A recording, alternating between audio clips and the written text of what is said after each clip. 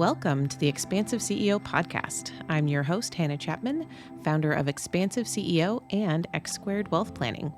Buckle in as we explore how to create true prosperity and build a business and a life that expands beyond yourself and makes a dent in the universe.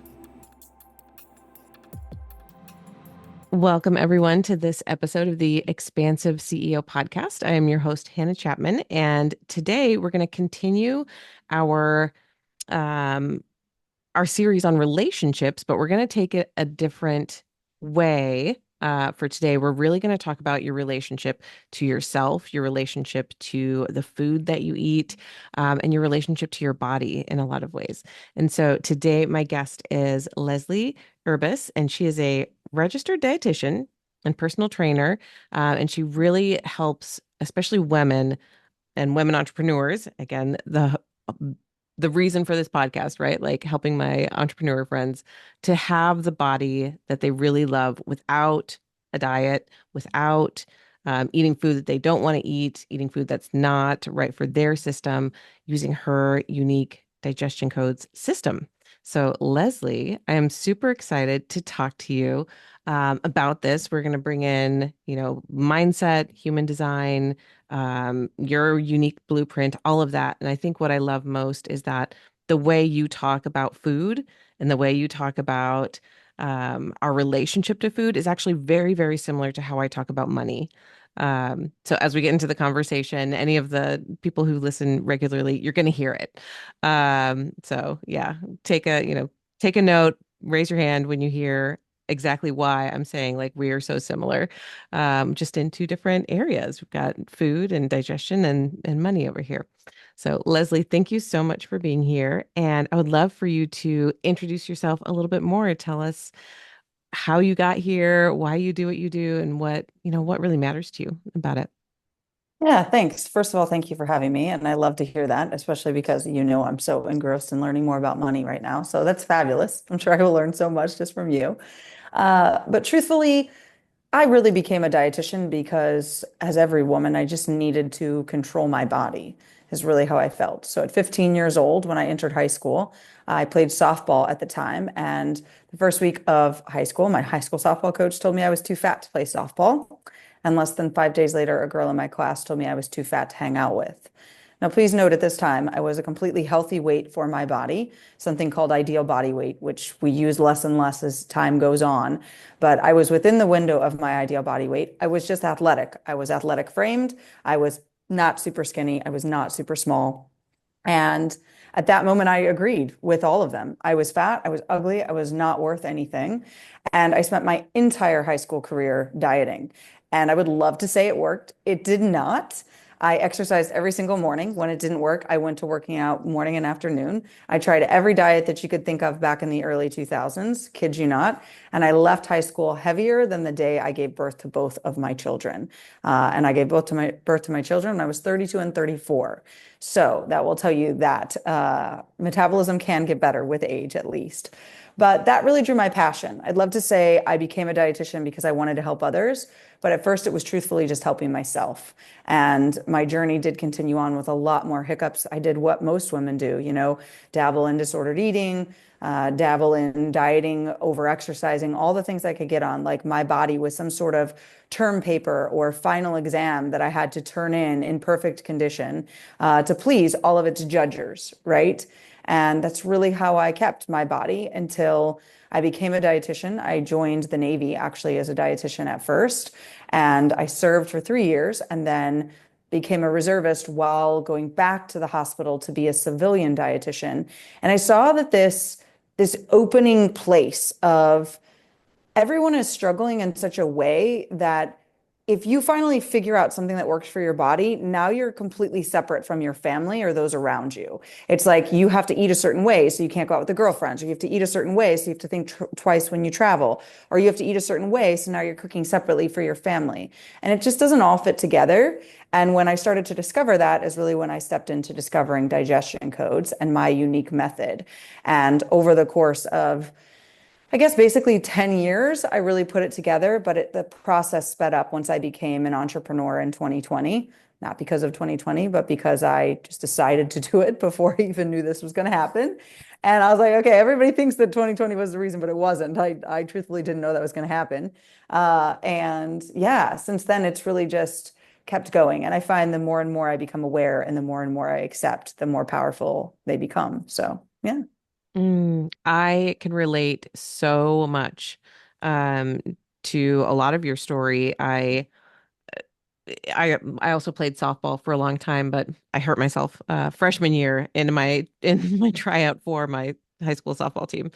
Um, so freshman year was my last year playing softball, but the same, feeling like I had to control. Like food was a mechanism of control, exercise was a mechanism of control. So especially in my 20s, somewhat through my early 30s too, but really like especially I when I think back to the most disordered time that I had with food, it was in my early 20s.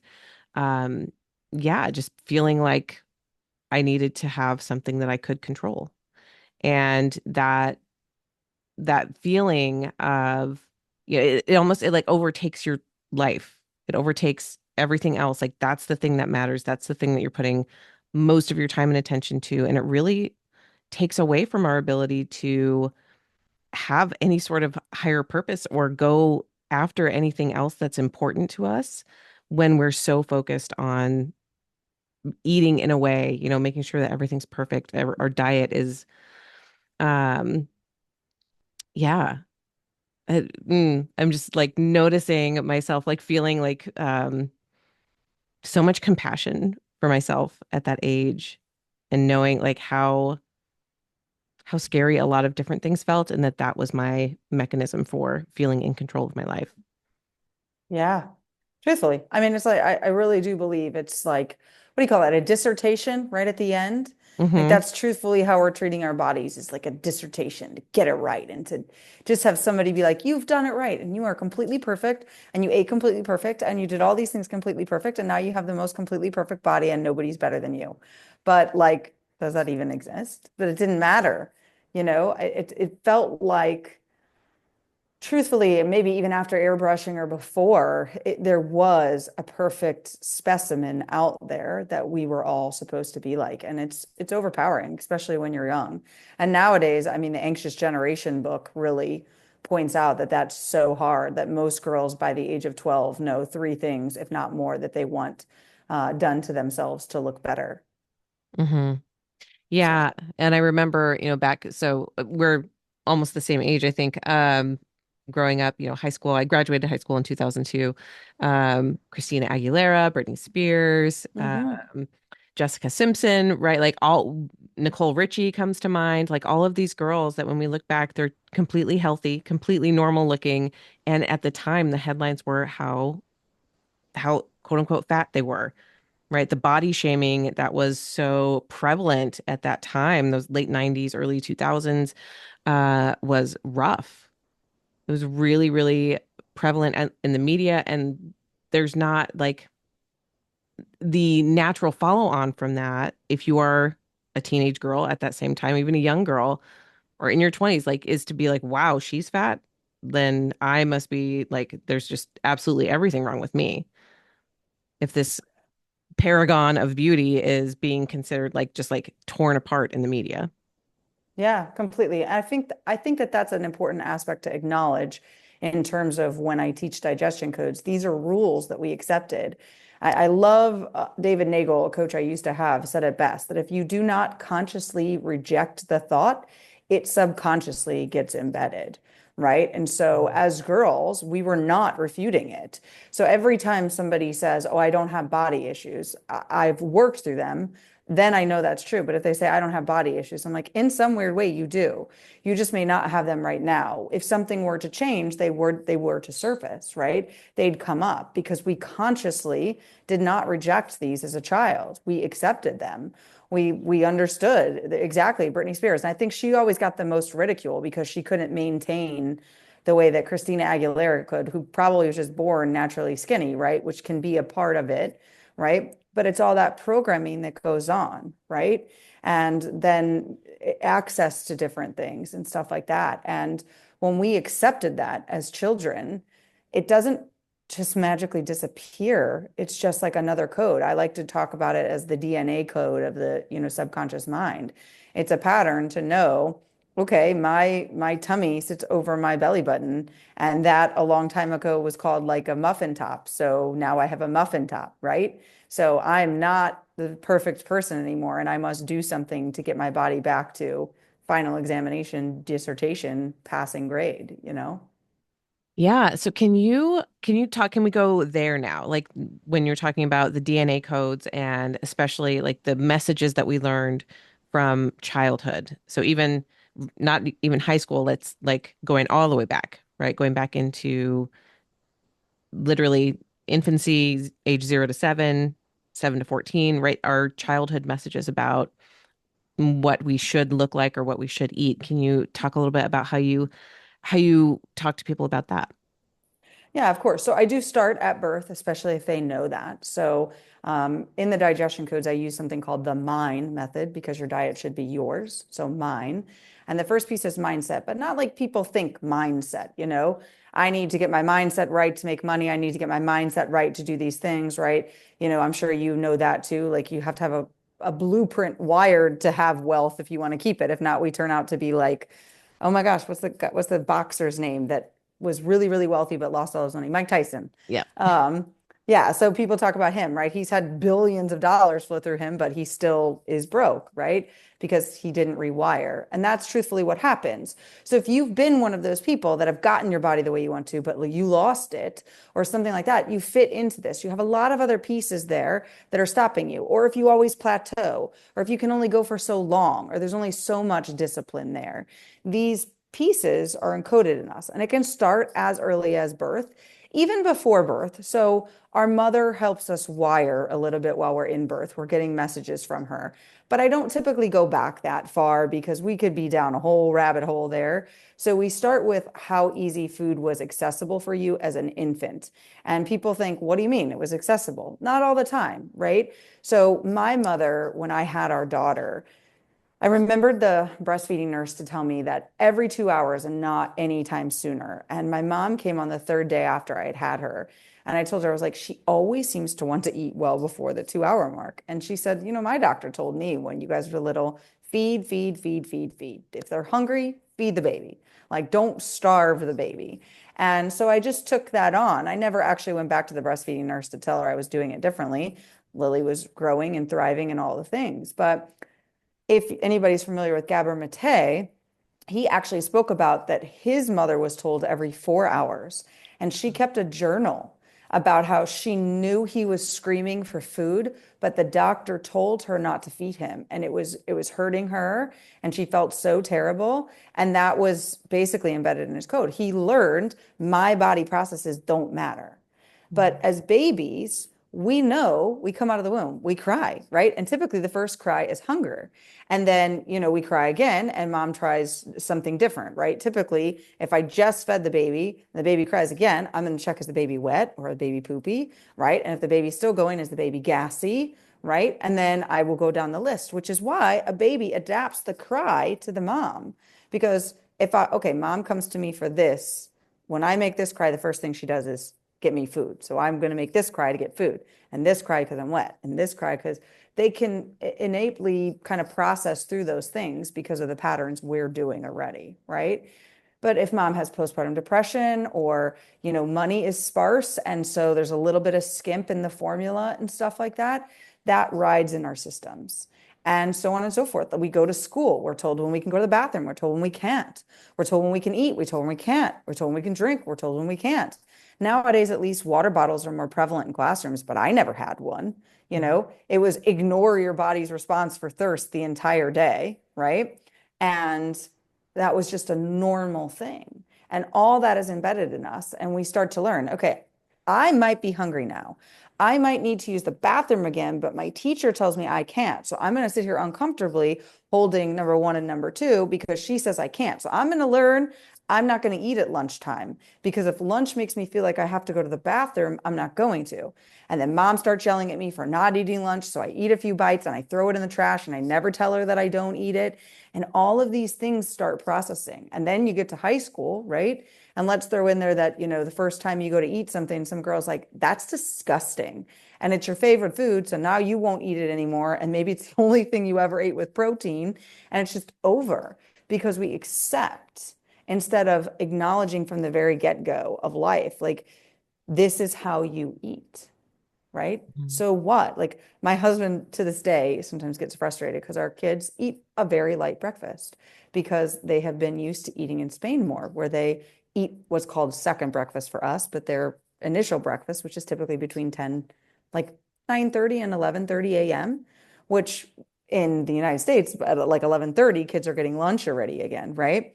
So they eat a small breakfast and then they eat a second breakfast, is what we've termed it, because then we still eat lunch a little later. And he's like, I don't know why I make breakfast because they don't eat. I was like, they do, but you wanted to eat it at first breakfast, and they eat part of it at first breakfast and part of it at second breakfast, right? And there's nothing wrong with that. But as a parent, we can deem it wrong. Why didn't you finish your food? You need to finish your food. You're going to be hungry. It's not, does your body feel full? These are the feelings of fullness. Let's talk about that. And that's all processed into our digestion code because we are not running the show. The processes are running the show. Okay, so if we're listening and like we can identify some of that for ourselves, maybe you don't necessarily know about your infancy. If you don't, maybe that is something you can talk to your mom about if that's possible. Um, but if you, I think for most people, I'm gonna make a blanket statement here. But I think there's truth in it. When we remember how we ate, right? Mhm. That is somewhat mirrored in how we would have been fed as an infant as well. If we can think about, if you can remember back to when you were 4 or 5 or 6 years old, right? What was food like in your house? There's probably some echoes of how you were fed as an infant as well. Um, and that first part, yeah, that was mind blowing for me when I had my 3 children. I had read um Motherly Art of Breastfeeding, I think is the book that I read and had shared with a lot of my friends when they were pregnant as well. And that was, yeah, feed the baby when they're hungry. Feed the baby. Mhm. Like that's it. It stimulates your milk supply. It feeds the baby exactly what they need when they need it. And so yeah, it never crossed my mind to like make them wait. But you're right. Mhm. That's the overarching message that we get that they should be Right. eating on a schedule. They should be sleeping all night long by X number of months. All of that plays into this Yeah. message, right? And a lot of people with twins now are forced to do a schedule. And so if twin number one wants to eat early, they're forcing twin number two to eat, even though twin number two doesn't want to eat. And if twin number one won't stay asleep, they wake up twin number two to keep them on the same schedule or they don't get peace. And I completely understand that from a motherly perspective. You could be up all night between two twins. I totally get that. But the curiousness between that is what those long-term effects will be because you were forced to live on somebody else's schedule, but you're a different human, even if you were only born 2 minutes apart, as we know through human design, like you're a different human. And I've noticed that most of the twins I feel like that are like certain like IVF babies and things like that, they seem to be like opposite sex more often than not. I don't know why. It must be to just be what I see, but when it's a different type, sometimes they're the same sex. But I feel like if you wind up with two, everybody that I know is like, okay, one's a boy, one's a girl. And so far it's played out. I don't know if that's like a thing they get to do or something, but I'm like, that's amazing, like I'm not shooing that in any way, but it is something that can be written, right? Because we're learned and taught early to not understand our body processes. Okay, I might be hungry, but I don't get food. Or I might not be hungry, but I'm being force fed food. So, okay, right? And those small cues add up. That's why we don't know when we're hungry and thirsty when we're older. So, what is the next step then? So, we talked about childhood, infancy. What's the next code that you go into? Yeah, so the next piece is really what I kind of term the internal piece, right? And internal is quite a few things. So Body Keeps the Score, score is a book, right? And truthfully, what we mean with Body Keep the Score is that if I were to take my water and pour it out all over my computer or even just all over the floor right now, as you watch it happen, you will feel your own internal body response without, like, I'm not going to yell at you. You're just watching me do it. But what's happening in your body is how your body plays out with this, right? And so your body keeps the score around food. So again, if it was your favorite food that somebody mocked you for and you felt shame and guilt for that, you can feel shame and guilt for food. You could become a closet eater. You could become somebody who just doesn't eat and nobody would be able to understand why. And it's just because you would go pick up a fork or something and you'd remember the pain that was inflicted, right? Or you could remember when you were little and you wanted to have ice cream and your parents said, no, you only had 2 bites of food. And you watched your siblings eat all the ice cream, but you didn't want to force feed yourself because you didn't like the food or it didn't make your body feel good or something like that. You remember that. And so it's like, when I get older, I'm always going to eat the ice cream. And that's the pact we make in our brain. And we don't have a way to override it because we subconsciously kept it, right? And so those are some of the pieces that go into learning how your body is reacting to certain things. So we learn a little bit of, like, how does my body react when I eat the cookie? How does my body act when I skip the cookie? How does my body react when there's a candy dish open in front of me that I can eat as much of, right? What happens in my mind? All of those things are really internal processes. And then we dive further into using a little bit of astrology in terms just to see where things are. Because some women actually do fluctuate weight based on different lunar cycles. And they can actually, a few times a year, actually gain just a little and drop back off, which would send them into crazy diet mode, which then actually accelerates the weight gain before it loses eventually. And then they have a new set point. So we bring that in. And then, the key that you really teach there too is the human design aspect. So we talk about how your human design can dictate your nutritional patterns. And that ties into the internal piece, sort of how our code's embedded, and then a nutritional piece too of how can we get you back to as close as you could have been as a baby to then see how to play around with those to make it yours.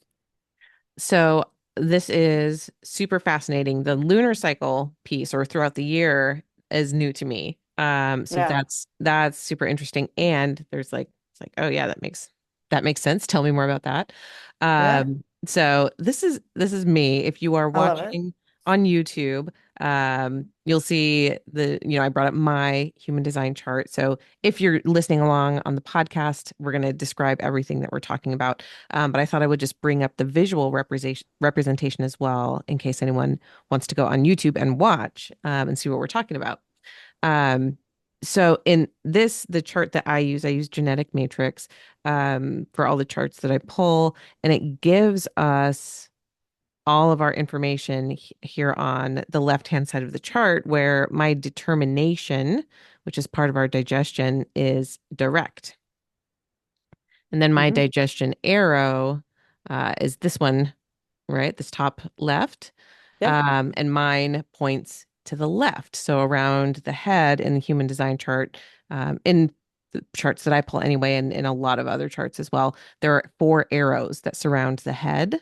And those tell us a lot of important information as well. So this is the top left arrow on the chart, and mine points to the left. So what would we look at if we're looking at the chart? What is it that you would be looking at and focusing on? Yeah, so I focus on a lot of pieces. You nailed the first two, like your determination, as you say, or digestion. And that's really how we digest the world, right? So it's not just our people are like, oh, well, that's the code. No, no, no. I wish it could be that simple. That is literally just how we digest the world. So you need to take all things into effect there, right? How you're digesting this podcast plays from that, right? How you're digesting your work, your information, criticism, all that goes through that. And so direct, just to answer it specifically for you, means that you do better in direct light, right? So I'm going to eat better in direct light. So you, on a nice sunny day, walking outside and eating in the sunlight, you're going to digest that food better than if you sat in a dark cave, working, right? So that's a difference in how we digest there. So that's kind of a more simple one. I love the fact that it was direct. There's six of them that apply, right? Six or 12? I'm six. I I always think get it's those six. numbers confused. Yeah, I think it's six too. I know all of them once I see them, but and that plays there, right? The second thing that you mentioned was that upper left arrow. And if you're facing left or right, gives you specifics on how you would digest. So I'm going to actually speak to that, but I always make sure I'm right. So if you're facing towards the left, you're going to do better if you're nourished and hydrated throughout the day, right? Small meals more frequently, not fasting. This is key. If you're looking at this and your arrows pointing left and you're on a fasting diet and you feel terrible, you literally answered the question, right? But people just assume because, this works for Jessie down the street, I'm going to try it on. And as I said before we're talking, it's like, are you going to Jessie's house to ask her to borrow her underwear? No, because you're like, that's disgusting. But we're going to listen to Jessie and what's working for the inside of her body, which is completely more personal than underwear, right? And so this is a key piece. I really like the arrow. So if you're facing towards the left, that's more nourished, hydrated throughout the day, small, frequent meals like yourself. And if you're facing to the right, it's more that you get to be more free flow. Listen to your body. Am I hungry today? So these are people that say to me sometimes, I could eat at 8 a.m. some days because I'm ravishing, and then others I feel like I could wait till noon. But no diet tells me that's good for me. Every diet tells me that's bad for me, that I've ruined my metabolism or things along that nature. And that's not always the key. As I explain to people, our human bodies don't typically operate midnight to midnight, right? That's not how we view it, but that's how we've learned to view a day. There's 24 hours, quote unquote, that make up a day, but who's to say that's not 7 p.m. today to 7 p.m. tomorrow? Your day can be different than others, just like we can need different sleep in different ways, right? So just to address those two, I do also address things of the type, right? Are you a manifesting generator? Are you a generator? All of those things coming into play. I address the environment and the type of environment that you thrive in as a piece of this. I do also bring in your not self theme, right? So the signs that you're actually not in alignment with yourself. And then I bring in your between your sacral and your root, all those channels like 42, 3, 9, 53, 60, 52. And if you have half or the whole channel, those dictate a lot of your digestion and just different things. And one of the pieces there, if you were to look at channel 3 through 60, I'm 98% sure. Let me make sure that's the one I want to look for. Yeah. If you look at 3 through 60, which you have the 3, not the Hmm. 60, if you have part of it, you can still have this. If you have the whole, it's just stronger. This actually dictates sugar cravings. So if you're someone who has sugar highs and sugar lows, you probably have a part of this channel, right? So this can mean you're more of an emotional eater. It can mean literally you feel more high highs and more low lows. And that's why when you're in a low low and you can't figure something out, you can get a sugar craving. Now, it doesn't mean you can't answer that, right? So the big thing I teach with my dietetic piece of this is that, okay, I'm at a low low. I'm consciously aware I'm at a low low. And I know that if I ate 5 milk duds, I would feel absolutely better. And I'm going to consciously choose to eat those 5 milk duds and allow them to bring me up. That's acceptable. But when we're down here in our low low and we don't know that this exists and or we're ignoring it, that's when we can get into more emotional eating. And that's where people say, I have no control. So if my right arrow, if it's facing to the right and I'm allowed to just free eat, right? And I have this key, it becomes really hard for people, especially if they're an emotional processor. And so that's where you get other tools to help you because having a diet plan that tells you when to eat and what to eat is great. Everybody's like, oh, it gives me macros and it does all these things. But the information isn't key when the body is storing something different. And that's why we bring this into play because it can bring you back to more where you originally were. And I always say there's room for debate, right? Everybody has their own influence on this. But my son, who is now 4, was a very picky eater, not a picky eater. He would eat crazy. Okay. He would eat amazing food. But then sometimes at dinner, he just wouldn't eat anything and I wouldn't figure it out. But as soon as dinner was done, he'd be like, I want a bowl of frozen blueberries. I'm like, okay, well, at least he's getting some sort of nutrition. All of a sudden, I put the bowl of frozen blueberries with his meal and everything changed. And then I figured out he had cold digestion. So as long as I Uh, gave him something freezing at the meal, he ate. As long as I give him his food when it's a little bit less warmed up, like I almost sometimes stick his food in the refrigerator for 30 seconds to 2 minutes before we give it to him because it's cooler, he will eat more. When it's warm, he's out. He doesn't want it. He doesn't like it. that's yes, that's that one is so interesting to see. And people like really, if they have cold digestion or hot digestion, that to tell them that and hear them like, oh Mhm. my God, that's so true. Like I Yeah. hate if they're a hot digestion, like, yeah, I hate anything frozen. Like it hurts my teeth, it hurts my body. I don't like eating frozen things and like ice cream, right? Like, yeah, that's normal for you. That's okay. Right? Yeah. Like you're allowed to embrace that. You don't have to feel weird about it. Um, Yeah. or the other And way that's around. freeing. Yeah. And that's freeing in and of itself, because I think to some people, right, you knew innately that this was a part of you, but now it has a little bit of shame next to it, right? It's shameful. What do you mean you don't like ice cream? What's wrong with you? Like everybody loves ice cream. Or what do you mean you like hot water instead of cold water? It's hot outside. I don't know. It's just what I prefer. I'd be sweating if I were you. Small things like that tap into us for life. And just drinking the hot water can induce the shame, and the shame and the guilt get kept in the body.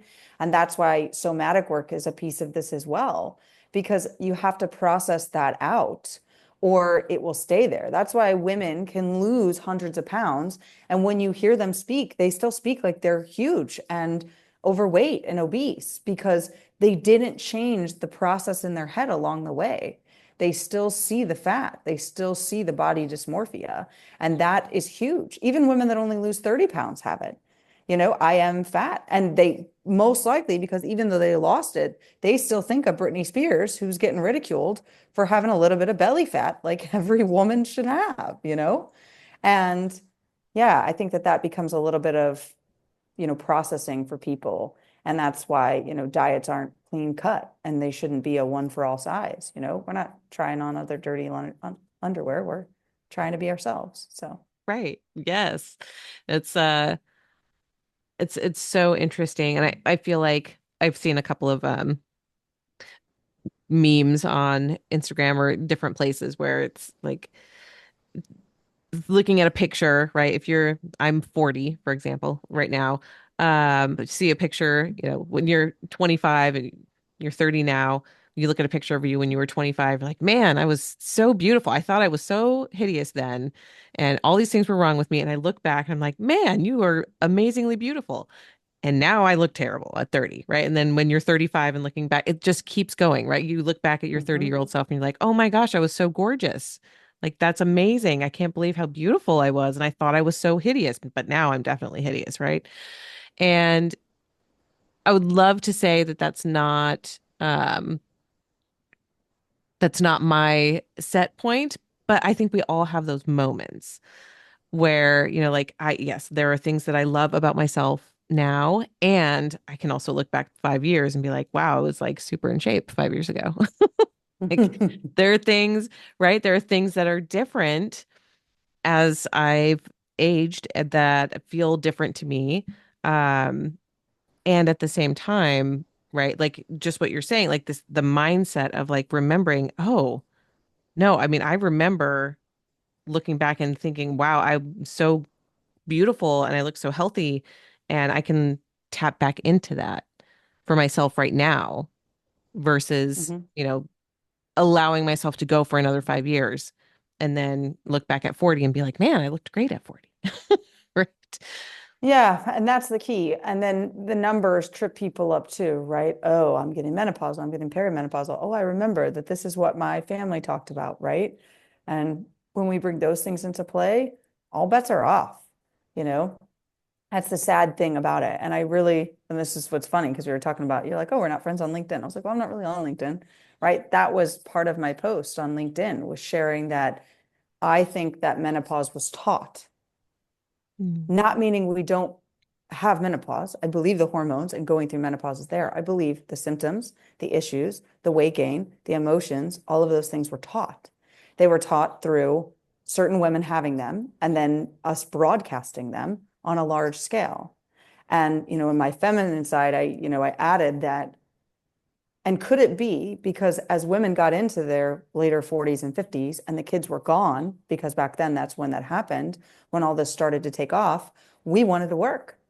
And what better way to get a woman to stop working than you're going to be emotional, you're going to have hot flashes, you're going to gain weight, you're not going to be able to control anything. Are you going to stand up in front of a room with a whole bunch of men and the first time ever working and actually have a conversation if you know all those things are coming, or could they keep you held down? And we've made these agreements along the way. So if somewhere above us, our grandma, our mom, or our great grandma, even further back, decided that this was a part of her, it's still in us. So when we get to that age, like I'm about to be 40, I'm 39, when I start to think about it and people really bring in, all these things with menopause, I literally like put my hand on my heart and I'm just like, I get to choose. I get to choose. We get to choose. So I disagree with you and I say I get to choose for me, right? I'm going to choose the way my body works in menopause. And I'm not going to say I'm not going to feel anything, but I'm going to accept that and process through it and then shift it as I can with the tools that I know, because that is the key that we're just not taught, is that we are always at every given age as a woman taught all the things that can go wrong, all the things. Oh, just wait, honey. Like it's, little girls like, I can't wait to have boobs, right? And it's like, oh, just wait, honey. Along with that comes a period and all these things that come every month. It's like we've taught us from an early age, our body stinks. First, you get your period, then you have a baby, and then it's never the same, and your boobs are never the same, and your body's never the same, and then you get to go through this perimenopause and this menopause, and then it's just all over. You never hear a woman give you all of the amazing things your body does. It was just taken down. And that is a part of digestion codes because you get to rewrite that for yourself as well. That's such an empowering message, and it's so true. In so many ways that just like we are bombarded, or our generation and my mother and her mother, right? Like bombarded with those messages of, yeah, like, why would you ruin your body by having kids? Or things are never going to be the same, or you can't, like, that's just what you look like when, after you have kids, right? There's this like resignation of you, again, loss of control is coming up, which is Mm-hmm. interesting because that's what we were talking about before. But that, like, on the other side of like, you don't get to control any of this. You don't get to have a choice in how your body shows up in the world.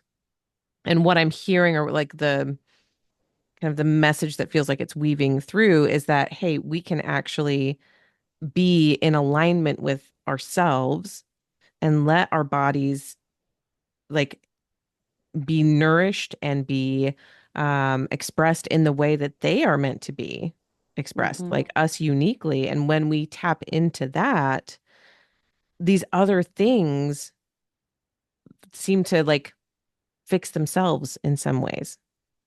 When we get Completely. to be like really tapped into like what's my correct way that's different from, any of the South Beach or Atkins or Yeah. you know, primal, or, all the different paleo, carnivore. There's so many diets, right? Vegan, like everything. People can say, "Oh, this changed my life." Okay, great. I'm glad that that works for you. What is going to work for me, right? That's what we're actually looking for. Exactly. Yeah. So, what would be our last few minutes here, what would be one, like your number one suggestion for people first, what they can do, um yeah, and even just making some taking little steps that they can take, and then beyond that, if they want to know more, if they want to understand more about how you teach and help people, where can they get a hold of you? Yeah, of course. So first of all, I always give two steps. And the first thing is to start with the things that you know you accepted about food as a kid, right? Whether that was, I know I freely didn't get to go to a bathroom as a kid. I know that I was not allowed to drink water when I wanted to. I know that I had to clean my plate. I know dessert was only welcome sometimes. I know dessert was only welcomed when mom wasn't on a diet. I know what dad thought about bodies. I know what mom thought about bodies, all of that. Anything that you can remember. And I say take 15 minutes and try to jog your memory, or just take a day or two and just think about it. Like keep it in the back of your mind, keep a notepad, pen and paper, write it down. And note that that's a great starting place, right? So the goal is, now that we've brought those to awareness, how do you overcome those things, right? And everybody's kind of got different ways of doing that. So if you don't have that, my typical way is by disagreeing with it, right? And finding a new statement you'd like to, and really repeating that to yourself. However, to do that, you must be in a state of believance, right? So if you do that and you're like, okay, well, mom always cycle dieted. And even though she was really skinny, her 110-pound frame was always fat. So I believe I'm fat because of that, right? And so as you try to say, I actually am 110 pounds, I just have 30 pounds to lose. And you feel in your body like, oh, that feels terrible. Like I can't breathe, my chest is tight. I really have people use techniques that help them to release that. And one of my favorite ones takes literally just a few seconds. But if you put your thumb in your ear, where my earbud is, you would circle your thumb 5 times forward on each side, as slow or as fast as you want. I typically go slow. From there, you might feel a yawn, you might feel release, but you'll repeat it on the second side. And typically, people will feel some sort of air release in their brain. They'll feel like they need to yawn, release some sort of cathartic thing, and then say it again. And do that as many times as you have to until you feel your body come back to a normal state. Because your goal is to say it when your body isn't in the stress state. If not, the body's still believing what the body wants to believe. And you can try up here all you want, but the body can still control the gut, which controls you not losing weight, which is why we can't, basically affirm ourselves into a new reality, right? So you write the list, you come up with some new statements, you test it in your body. You can use this. There's plenty of other things you can probably Google too to help you release anxiety and fear, and techniques like that. Others I teach in my program. And then lastly, what you had said was they can always find out more information. I'm typically on Facebook. That's my favorite platform, is Facebook, and it's Leslie Urbas there. I do have my maiden name in the middle, Fiala, but that will be going soon. And I'm on YouTube, same, Leslie Urbas. And then, of course, if you want to, uncover more, I do a free assessment for anybody that would like to know more and to just dive into their personal digestion code. So Beautiful. Well, if you've been listening and this is striking any chords with you and you would like to really dive into, again, your relationship to yourself and your body this year, that to me, like I know I personally, for me, like that is a thing for me as well as an entrepreneur. I love that you really work with entrepreneurs because we can tend to, as we build our businesses, not focus on ourselves in that way and let that go to the wayside while we put so much effort and energy into building a business. So if that's you, like me, and you're ready to really connect yourself back into your body, this is such a beautiful way to do it, I think. So thank you great. so much, Leslie, for being here today and talking with me about this. If anyone has any questions, wants to learn more, all of the information, all the links will be in the show notes. And if you have any questions, as always, or if this sparked any more questions for you, you want to learn more, you can reach out to Leslie. You can reach out to me with questions, and we'd be happy to talk about it more on another podcast. So thank Great. you so Thank much, you. Leslie.